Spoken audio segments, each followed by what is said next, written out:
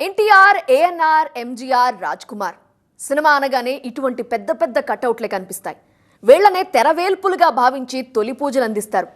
కానీ రేయి పగలు శ్రమించిన చాలని పైసలకే తప్ప పబ్లిసిటీకి నోచుకొని చిన్న చిన్న కటౌట్లు సినిమా లోపల అనేకానేకం. సినిమా చివర్లో అయినా అరక్షణమైనా కనిపించకుండా అలా వచ్చి ఇలా పోయే టైటిల్ కార్డ్స్ మీద తప్ప మరెక్కడ ఉండదు వీళ్ళ ఉనికి. క్లాప్ కొట్టే బాయ్ నుంచి కట్ చెప్పే డైరెక్టర్ దాకా టోటల్గా 24 టైప్స్ ఆఫ్ వారియర్స్ ఉంటారు తెన వెనుక. మన ఊహలకు అద్దం పట్టి, సమాజాన్ని అవపోసన పట్టి, మన జీవన శైలిని మనకే పరిచయం చేసి మనకు మానసికోల్లాసాన్ని కలిగించే అద్భుతమైన కాల్పనిక ప్రపంచం పేరే సెల్యులాయిడ్. మెకానికల్ లైఫ్ నుంచి మనల్ని పక్కకి జరిపి సేదతీర్చే స్ట్రెస్ బస్టర్ పేరే సినిమా. 16 అణాల అచ్చమైన సినిమా బయటికి రావాలంటే తెర వెనుక 24 రకాల సేవలు కంపల్సరీ. సెల్యులాయిడ్ పై సెకండ్కి 24 ఫ్రేములున్నట్టే 24 క్రాఫ్ట్స్ కలిస్తేనే సినిమా ఇండస్ట్రీ సంపూర్ణమవుతుంది. కానీ వీటిలో బయటికి ఎక్స్పోజ్ అయ్యేవి మ్యూజిక్, ఎడిటింగ్, కెమెరా లాంటి అరడజన్ పనులు. మిగతా వాటి గురించి ప్రేక్షక జనానికి పెద్దగా పరిచయం ఉండదు, పెద్దగా అవసరం ఉండదు. నిజానికి ఇండస్ట్రీ చెన్నై నుంచి హైదరాబాద్ వచ్చినప్పుడు 18 క్రాఫ్ట్స్ మాత్రమే ఉండేవి. తర్వాత అవి సినిమా మేకింగ్ లో మారిన పరిస్థితుల కారణంగా 24కి చేరిపోయాయి. అంటే మొత్తం 24 విభాగాలు సమన్వయంతో కలిసి పనిచేస్తేనే వాళ్ళందరి శ్రమ తెర మీద కనిపించి ప్రేక్షకుణ్ణి రంజింపచేస్తాయి. మొత్తం 24 క్రాఫ్ట్స్ లో కొన్ని టెక్నికల్ రిలేటెడ్, మరికొన్ని ప్రొడక్షన్ సపోర్టింగ్ డిపార్ట్మెంట్ కిందకొస్తాయి. Direction, cinematography, stunt choreographers, dance choreographers, art direction, music, editing, script writing, dubbing, audiography, still photographers, publicity designers. ఇవన్నీ సినిమాలో అత్యంత కీలకమైన విభాగాలు. ప్రొడక్షన్ సపోర్టింగ్ డిపార్ట్మెంట్ విషయానికొస్తే ప్రొడక్షన్ ఎగ్జిక్యూటివ్స్, మేకప్ ఆర్టిస్టులు, కాస్ట్యూమ్ డిజైనర్లు, light mens, studio workers, production అసిస్టెంట్లు, డ్రైవర్లు, జూనియర్ ఆర్టిస్ట్ ఏజెంట్లు, జూనియర్ ఆర్టిస్టులు, technical unit, production women, casting department. ఇందులో కొన్ని స్కిల్డ్, మరికొన్ని అన్స్కిల్డ్ డిపార్ట్మెంట్లున్నాయి. కొరియోగ్రఫీ అంటే డాన్స్లే అనుకుంటాం, కానీ స్టంట్లు కూడా కొరియోగ్రఫీలో మరో భాగం. అలానే ప్రొడక్షన్ వింగ్ లో మహిళలకి ప్రత్యేకించి ఒక విభాగం ఉంది. డైరెక్షన్ డిపార్ట్మెంట్ సినిమాకి గుండెకాయ లాంటిది. 24 క్రాఫ్ట్స్ లో చాలా వరకు డైరెక్షన్ టీమ్ కంట్రోల్లోనే ఉంటాయి. మరికొన్ని కెమెరా డిపార్ట్మెంట్, ఇంకొన్ని యాక్షన్, డాన్స్, ఇలా దేనికదే విడివిడిగా పనిచేస్తుంటాయి. దర్శకుడి దగ్గరుండే అసిస్టెంట్ డైరెక్టర్లు, కో డైరెక్టర్లు మిగిలిన 23 క్రాఫ్ట్స్ ని దగ్గర నుంచి పర్యవేక్షిస్తారు. Story writers, screen play writers కూడా డైరెక్టర్ నియంత్రణలోనే ఉంటారు. డైరెక్షన్ తర్వాత దాదాపు ఆ స్థాయి బాధ్యత తీసుకునేది సినిమాటోగ్రఫీ విభాగం. దీని కెప్టెన్ ని డైరెక్టర్ ఆఫ్ ఫోటోగ్రఫీ అని, చీఫ్ కెమెరామెన్ అని రకరకాల పేర్లతో పిలుస్తారు. వీళ్ల కింద మళ్ళీ అసిస్టెంట్ కెమెరామెన్లుంటారు. పాటలు, ఫైట్లు లేకుండా సగటు తెలుగు సినిమాని ఊహించుకోవటం కష్టమే. కథ ఎంత ముఖ్యమో పాటలు, ఫైట్లు సినిమాల్లో అంతర్భాగాలయ్యాయి. అందుకే డాన్స్ కొరియోగ్రాఫర్స్, స్టంట్ కొరియోగ్రాఫర్స్ కి ఇండస్ట్రీలో ఇంతేసి డిమాండ్. ఇక సినిమాలో మరో క్రూషియల్ పార్ట్ ఏంటంటే ఆర్ట్ డైరెక్షన్. దర్శకుడి విజన్ కి తగ్గినట్టుగా బ్యాక్గ్రౌండ్ లో సెట్ వర్క్ చేసేది ఆర్ట్ డిపార్ట్మెంటే. సెట్ డిజైన్ నుంచి స్క్రీన్ మీద మనం చూసే ప్రతి బ్యాక్గ్రౌండ్ సెట్టు వీళ్ల నైపుణ్యమే. షూటింగ్ జరుగుతున్నప్పుడు ఫోటోస్ తీసి పబ్లిసిటీ డిపార్ట్మెంట్ కి ఇచ్చే పని still photographers the. Shooting spot ని కాస్త పక్కకు జరిపితే ఎడిటింగ్ విభాగం. దర్శకుడి విజన్ కి, కెమెరామెన్ పనితనానికి తుది ఫలితం కనిపించేది ఎడిటింగ్ టేబుల్ మీద. 7-8 గంటల నిడివితో వచ్చే ఫుటేజ్ ని 2.5 గంటలకు కుదించి సినిమాకొక రూపు తీసుకొచ్చేది ఎడిటర్లే.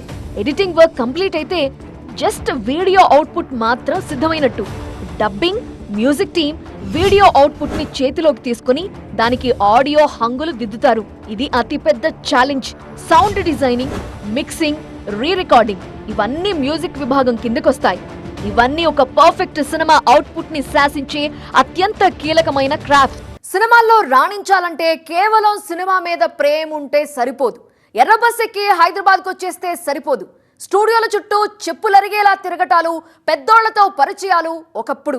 కానీ సినిమాకి పనిచేసే ఛాన్స్ దక్కాలంటే అంతకు మించిన కష్టం ఇంకోటుంది.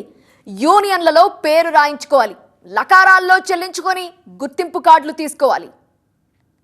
యూనియన్ వాళ్లు వేధిస్తున్నారని కోర్టుకెక్కిన ఒక డైరెక్టర్ 2 లక్షలు కట్టినా కార్డు రాకుండా అడ్డుకుంటున్నారన్న ఓ ప్రొడక్షన్ మేనేజర్. కార్డున్న అవకాశాలు ఇవ్వటం లేదంటూ ఓ డబ్బింగ్ ఆర్టిస్ట్ ఆవేదన.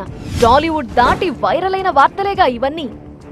ఏంటి కార్డులొల్లి అంటే సినిమాకి సినిమా వాళ్లకు మధ్య బ్రిడ్జ్ లాంటి వ్యవస్థ. మనం ఒకటి అనుకుని ఇండస్ట్రీలోని 24 విభాగాలు సంఘాలు ఏర్పరచుకుని సభ్యత్వాల పేరుతో చందాల వసూళ్లకు పాల్పడ్డాయి. ఇలా ఏర్పడ్డ అన్ని యూనియన్లకి కలిపి ఒక ఫెడరేషన్ కూడా ఉంది. ఆ ఫెడరేషనే ఇప్పుడు వేతనాల కోసం నిర్మాతలతో యుద్ధానికి దిగింది.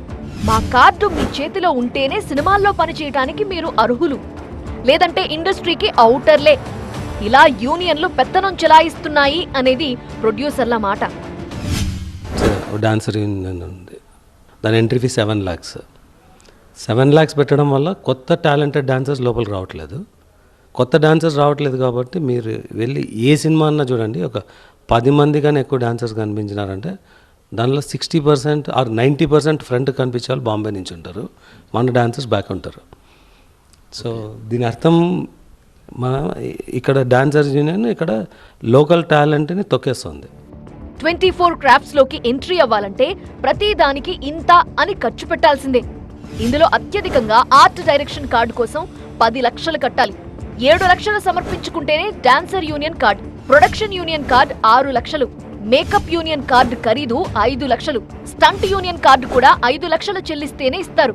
కెమెరా లైఫ్ మెంబర్ కార్డ్ 3 లక్షలు, కాస్ట్యూమ్ యూనియన్ కార్డ్ 3 లక్షలు, మేనేజర్ కార్డ్ 3 లక్షలు. ప్రొడక్షన్ యూనియన్ కార్డ్ కోసం 5 లక్షలు ఇవ్వాల్సిందే. సెట్ వర్క్ యూనియన్ కి ఒక కార్డు ఉంది, దాని ఖరీదు 5 లక్షలు. డ్రైవర్స్ యూనియన్ కార్డుకి 5 లక్షలు. చివరికి కార్పెంటర్ పెయింటింగ్ పని చేద్దామన్నా 1,00,000 రూపాయలు పోసి ఆ యూనియన్ కార్డు కొనుక్కోవాలి.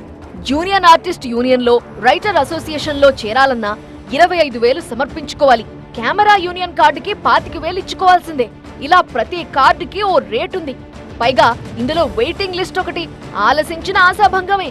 తొందరపడండి, డబ్బులిచ్చుకున్నా ఏళ్లకేళ్లు ఆగాల్సిందే. అసోసియేషన్ ఎప్పుడు కూడా వాళ్ళు ఏంటంటే తండ్రి నిర్మాతను అనుసరించి మేము ఉంటాము. నిర్మాతకి ఏ ఇబ్బంది వచ్చినా నిర్మాత ఇబ్బందిని కాపాడుకోవాల్సిన బాధ్యత ఉంది. ఆర్టిస్టు అందరం కూడా మనం ఉన్నాం. మన 24 క్రాఫ్ట్స్లో ఎలా ఉందంటే 5 లక్షలు, 7 లక్షలు, 8 లక్షలు, 10 లక్షలు, అంటే ఇన్ని లక్షల రూపాయలు మీకు పెట్టుబడి పెడితేనే మీరు పని చేయడానికి అర్హత కల్పిస్తారంటే ధనిక కార్మికులకు మాత్రమే మీరు అవకాశం కల్పిస్తారా? ఒక స్కిల్, హైయెస్ట్ స్కిల్ ఉంది, ఆయన దగ్గర డబ్బులు లేవు, ఆయన పని చేయాలనుకున్నాడు, ఆయన పని చేయడానికి వీలు లేదంటారు. తప్పు. పని చెయ్యాలి. ప్రతి పేద కార్మికుడికి న్యాయం జరగాలి. యూనియన్ల ముసుగులో అనేక అక్రమాలు జరుగుతున్నాయని, యూనియన్ కి అతీతంగా ఇండస్ట్రీలో దొడ్డిదారిన దూరి సొంత సభ్యుల్నే ముంచేస్తున్నారని అభియోగాలు ఉన్నాయి. 24 క్రాఫ్ట్స్లో వాళ్ళుగా చెప్పేది ఏంటంటే 24,000 మంది కార్మికులు ఉన్నారని చెప్తారు. లేబర్ కమిషనర్ గారి దగ్గరికి ఏమో 44,000 మంది కార్మికులు అని చెప్పి చెప్తారు. సార్ యూనియన్లో ఈ 5 లక్షలు, 6 లక్షలు, 7 లక్షలు, 10 లక్షలు ఈ డబ్బులు మేము కట్టలేకపోతున్నాం సార్. కట్టే వాళ్ళకు కూడా వాళ్ళు మెంబర్షిప్లు కూడా ఇవ్వరు సార్. అదే అందుకని మేము అదర్ దెన్ పని చేస్తున్నాం సార్. మరి మీరు పని చేస్తున్నప్పుడు మరి యూనియన్లు యాక్సెప్ట్ చేస్తున్నాయా అని అడిగారు. యూనియన్లోళ్ళే తీసుకుని వెళ్ళి మాకు యూనియన్ వేతనం ఇవ్వకుండా మాకు వేరే పర్సనల్ వేతనం ఇస్తారు సార్. పర్సనల్ వేతనం ఇచ్చి దాని కింద పని చేస్తుంది. వాళ్ల తాలూకా, వాళ్ల కులం, వాళ్ల జిల్లా అంటూ పెద్ద ఎత్తున జరిగే లాబియింగ్ లో యూనియన్ కి లోపల వెలుపల కార్మికులు నలిగిపోతుంటారు. సీనియారిటీని బట్టే మెంబర్షిప్ ఇస్తామంటారు, కానీ అక్కడ జరిగేది వేరు. మొత్తం 24 యూనియన్లు. వీటికి నకిలీ యూనియన్లు అదనం. ఏవి ఒరిజినలో ఏది ఫేకో తెలియక సగటు సినీ కార్మికుడు దగా పడుతున్నాడు. Killing the skill. ఎవరిని ఎవరు తొక్కేస్తున్నారు, ఎవరి టాలెంట్ ని ఎవరు హైజాక్ చేస్తున్నారు? ఇండస్ట్రీలో రాబోయే కొత్త సంక్షోభం ఇది. ఒకరు నైపుణ్యాన్ని పెంచుతామని ముందుకొస్తే మీకు పుణ్యం ఉంటుంది దొరా, నైపుణ్యం మాటలే వద్దు, మా బతుకు మమ్మల్ని బతకనివ్వండి అని మరొకరు వేడుకుంటున్నారు.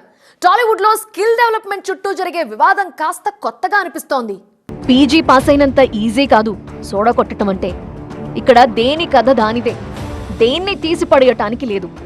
ఏ వృత్తిలో అయినా దానికంటూ ఒక నైపుణ్యం కంపల్సరీ. సినిమా ఇండస్ట్రీలో కూడా అంతే. మొత్తం 24 విభాగాలు. వీటిలో కొన్ని స్కిల్డ్, మరికొన్ని అన్స్కిల్డ్ అని ఊరికే చెప్తారు, కానీ స్కిల్డ్ వర్క్ అంటే మేధోపరమైన శ్రమతో కూడింది, అన్స్కిల్డ్ అంటే శారీరక శ్రమతో ముడిపడింది. ఇప్పుడు తెలుగు ఇండస్ట్రీలో వర్కర్స్ కి, ప్రొడ్యూసర్స్ కి మధ్య మంట పెట్టింది స్కిల్ అనే ఈ సెన్సిటివ్ సబ్జెక్టే. స్కిల్డ్ విభాగాల మీదే ప్రొడక్షన్ కాస్ట్ ఆధారపడి ఉంటుంది. ఎందుకంటే production executives, casting managers, production assistants, outdoor technicians వీళ్లంతా నైపుణ్యవంతులే కావాలి. కానీ తెలుగు ఇండస్ట్రీలో స్కిల్డ్ వర్క్ ఫోర్స్ తగ్గిందని విశ్వప్రసాద్, బన్నీవాసు లాంటి కొందరు నిర్మాతలు చేస్తున్న వ్యాఖ్యలతో యూనియన్లు భగ్గుమంటున్నాయి. స్కిల్ లేకపోతే ఎలా ఇన్ని వందల సినిమాలు తీస్తున్నారు అని నిలదీస్తున్నారు యూనియన్ నేతలు. కానీ డ్రైవర్స్, క్లీనింగ్ డిపార్ట్మెంట్స్ లో కూడా స్కిల్డ్ పర్సనాలిటీసే కావాలని నిర్మాతలు డిమాండ్ చేస్తున్నారా? వీళ్లను కూడా పొరుగు రాష్ట్రాల నుంచి అరువు తెచ్చుకుంటారా? ఇదెక్కడ వితండవాదం అని నిలదీస్తోంది కార్మిక లోకం. ఇక్కడ మనకి 24 యూనియన్లు ఉన్నాయండి. అవి ఎప్పటి నుంచో మన సినిమా ఇండస్ట్రీ మీద ఆధారపడ్డ యూనియన్లు. మన దగ్గర స్కిల్ లేకపోతే బయట తెచ్చుకోవచ్చండి, మీకు కాదంటలేదు. మేము మా దగ్గరే పనిచేయాలి, మా దగ్గర మనుషులు లేకపోయినా కానీ మాతోనే పనిచేయడం ఎప్పుడు అనలేదండి. మన దగ్గర లేనప్పుడు ఇప్పుడు బయట నుంచి తెచ్చుకుంటున్నారండి, చాలామంది చేసుకుంటున్నారు. మన దగ్గర లేనప్పుడు తెచ్చుకోవచ్చు. మన దగ్గర స్కిల్ లేదని కూడా ఈ మధ్యకాలంలో మాట్లాడుతున్నారు. స్కిల్ అని ఒకటే అడుగుతారండి మీడియా పరంగా. ఇప్పుడు స్కిల్ లేకుండానే మనం ఎన్ని సినిమాలు చేసామా, ఎన్ని హిట్లు కొట్టామా, ఇంత జాతీయ స్థాయికి వెళ్ళామా, ఇంత ప్రపంచ ఖ్యాతికి మన తెలుగు సినిమాని తీసుకెళ్ళామా అంటే ఇప్పటిదాకా పనిచేసిన వాళ్ళందరూ స్కిల్ లేని వాళ్ళ అండి. మనోళ్ల దగ్గర నైపుణ్యానికి కొరతే లేదని యూనియన్లు వాదిస్తాయి. కానీ స్కిల్ ఉందా లేదా అనేది పని చేయించుకునే వాళ్ళకేగా తెలిసేది. నీకు రావాలి, రాకపోతే పక్కోడిని చూసైనా నేర్చుకోవాలి అనే కాన్సెప్ట్తో కార్మికుల్ని ఎంకరేజ్ చేస్తున్నారు కొందరు నిర్మాతలు. మిగతా ఇండస్ట్రీల్లో తమ టాలెంట్ ప్రూవ్ చేసుకుని సక్సెస్లు ఇచ్చిన టెక్నీషియన్లని ఇక్కడికి తీసుకొచ్చి వాళ్ల సహచర్యంతో మనోళ్ల నైపుణ్యాలని పెంచడం ఒక స్ట్రాటజీ. 100% తెలుగు టెక్నీషియన్స్ అయితే స్కిల్ అప్డేట్ చేయాలి. మనం చేయడంతో పాటు మనం కూడా అర్థం చేసుకోవాల్సింది ఏంటంటే తెలుగు ఫిల్మ్ అనేది ఒక ఇంటర్నేషనల్ లెవెల్కి వెళ్ళిపోయినాయి కొన్ని సినిమాలు. ఇందాక చెప్పినట్టు వెళ్ళినప్పుడు ఇంటర్నేషనల్ టెక్నీషియన్స్ కూడా మనకు అవసరం. మన టెక్నీషియన్స్తోనే మనం ఒక ఇంటర్నేషనల్ మ్యాచ్ చేయలేమంటే అది 100% చేయలేము ఇప్పుడున్న పరిస్థితుల్లో. అందుకని ఏదైతే బయట నుంచి మేము ఒక ఇంటర్నేషనల్ లెవెల్లో టెక్నీషియన్స్ తీసుకొచ్చి ఇక్కడ పనిచేస్తున్నప్పుడు వీళ్ళు కూడా ఒక ఎక్స్పీరియన్స్ వస్తుంది కాబట్టి అది ఎంకరేజ్ చేయాలి. మనం కూడా ఒక సర్టెన్ లెవెల్ వరకు మనం ఆ లెవెల్ అందుకునే వరకుని అక్కడ ఎక్కువ రెస్ట్రిక్షన్స్ వస్తున్నాయి. మనం బయట నుంచి తీసుకొస్తుంటే రేషియో మెయింటైన్ చేయాలని కానీ ఇది కానీ డబుల్ బర్డెన్లు అయిపోతున్నాయి. మనకి ఆల్రెడీ మేము అక్కడ ట్రిపుల్ బర్డెన్ పెడతాం, ఇది ఓవర్సీస్ నుంచి ఒక టెక్నీషియన్ తీసుకురావాలి. మళ్ళీ ఆ రేషియోని ఇక్కడ మెయింటైన్ చేయాలంటే అదొక డబుల్ బర్డెన్ అవుతుంది. అన్ని పరిశ్రమల్లో లానే ఫిల్మ్ ఇండస్ట్రీలో కూడా స్కిల్ పెంచుకోవడానికి కేంద్ర ప్రభుత్వం ప్రయత్నిస్తోంది. సినీ కార్మికులకు స్కిల్ డెవలప్మెంట్ కార్డ్స్ ఇచ్చే ప్రక్రియ కూడా ఒకటి ఉంది. ఏ విభాగానికి ఎంతమందిని తీసుకోవాలి అనే లెక్కలు జరుగుతున్నాయి. ఫిల్మ్ ఛాంబర్ సైతం 1000 రూపాయల నామమాత్రపు ఫీజుతో స్కిల్ కార్డులు ఇస్తామంటోంది. గరిష్టంగా 6 నెలలు శిక్షణ ఇప్పించి సినిమాల్లో వాడుకుంటారట. తాజాగా ఫెడరేషన్ సమ్మె సంక్షోభంతో పుట్టిన ఐడియా ఇది. ఛాంబర్ ఆధ్వర్యంలో active producers guild skill development కోసం ఒక వెబ్సైట్ ఓపెన్ చేస్తే అది క్రాష్ అయ్యేంత రేంజ్ లో ఎంట్రీస్ వచ్చాయి. ఇలా కార్మికుల్లో స్కిల్ పెంచడానికి అన్ని రకాలుగా ప్రయత్నాలు జరుగుతున్నాయి. కానీ యూనియన్లే కార్మికుల స్కిల్ డెవలప్మెంట్ కి అడ్డంకిగా మారాయా? యూనియన్ అసోసియేషన్లో ఒక్కొక్క అసోసియేషన్లో చేరటానికి 5 లక్షలు 6 లక్షలు అది పెట్టినా సరే మెంబర్షిప్ రావడానికి 5 ఏళ్ళు టైం పట్టి 3 ఏళ్ళు టైం పట్టి ఇన్నాళ్ళు అసిస్టెంట్గా చేసి ఇప్పుడు నేను ఒక దర్శకుడు ఉన్నాడండి, నేను ఒక నిర్మాతని, ఒక కొత్త దర్శకుడిని నేను అతని స్కిల్ చూసి నేను తెచ్చుకుని అతనికి కోర్టులో ఇలా చేసే సినిమాని అప్పచెప్తున్నాను. కానీ ఒక డ్యాన్స్ కొరియోగ్రాఫర్నో ఒక ఎవరన్నా స్కిల్డ్ పర్సన్ని తెచ్చుకోవాలంటే తెచ్చుకోలేను. ఎందుకంటే అతనికి యూనియన్ కార్డు ఉండలేదనో, అతను ఆ యూనియన్ కార్డు కొనడానికి 6 లక్షలు 7 లక్షలు 5 లక్షలు ఏదో కట్టలేనో, లేదా నేను 4 సంవత్సరాలు వెయిట్ చేయాలని. ఈ ప్రాసెస్లన్నీ మారాలి. కొత్త వాళ్లకు స్కిల్ నేర్పించి తీసుకుంటామంటూ నిర్మాతలు చెప్తున్న ప్లానింగ్ కి లక్షలు పోసి కార్డులు తీసుకున్న యూనియన్ సభ్యులు ఒప్పుకుంటారా అనేదే డౌట్. యూనియన్లు కూడా తమ ఉనికి దెబ్బతింటుందన్న కారణంతో అడ్డుకునే ప్రమాదం ఉంది. ఈ లెక్కన స్కిల్ డెవలప్మెంట్ అనేది ఇండస్ట్రీలో కొత్త సంక్షోభానికి దారితీస్తుందా? నా వరకు అయితే కంపల్సరీ ఈ మిడిల్ మ్యాన్ వ్యవస్థ అనేది ఎలిమినేట్ చేయడానికి ఇది ఒక మంచి ఆపర్చునిటీగా చూస్తున్నాను అండి.